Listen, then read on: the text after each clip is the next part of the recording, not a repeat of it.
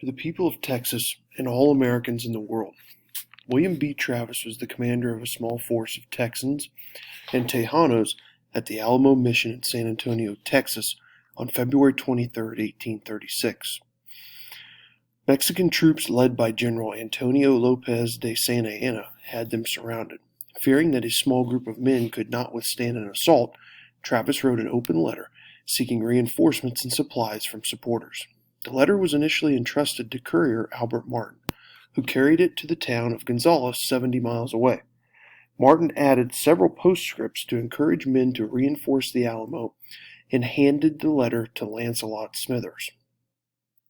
Smithers added his own postscript and delivered the letter to its intended destination, San Felipe de Austin, the political center of the Stephen F. Austin colony. Publishers printed more than 700 copies. The letter also appeared in 2 Texas newspapers and was eventually printed throughout the U.S.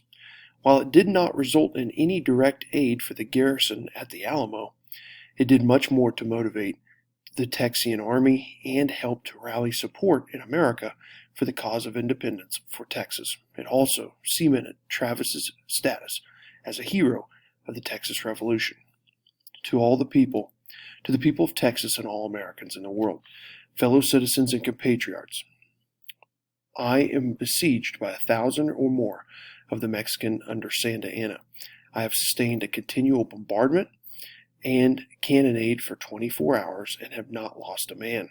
The enemy has demanded a surrender at discretion, otherwise the garrison are to be put to the sword if the fort is taken.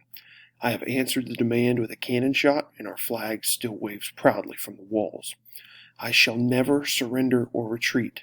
Then I call on you in the name of liberty, of patriotism, and everything dear to the American character, to come to our aid with all dispatch. The enemy is receiving reinforcements daily and will no doubt increase to 3,000 or 4,000 in 4 or 5 days. If this call is neglected, I am determined to sustain myself as long as possible and die like a soldier who never forgets what is due to his own honor and that of his country, victory or death. William Barrett Travis, Lieutenant Colonel, Commandment. P.S. The Lord is on our side.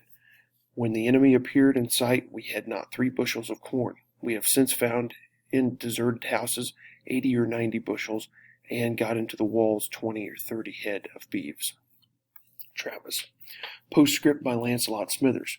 To all the inhabitants of Texas, in a few words, there is 2,000 Mexican soldiers in Bexar and 150 Americans in the Alamo. Sesma is at the head of them, and from the best accounts that can be obtained, they intend to show no quarter. If every man cannot turn out to a man, every man in the Alamo will be murdered. They have not more than 8 or 10 days' provisions. They say they will defend it, or die on the ground provisions, ammunitions, and men, or suffer your men to be murdered in the fort. If you do not turn out, Texas is gone. I left Bexar on the 23rd at 4 p.m. Order of William Travis L. Smithers.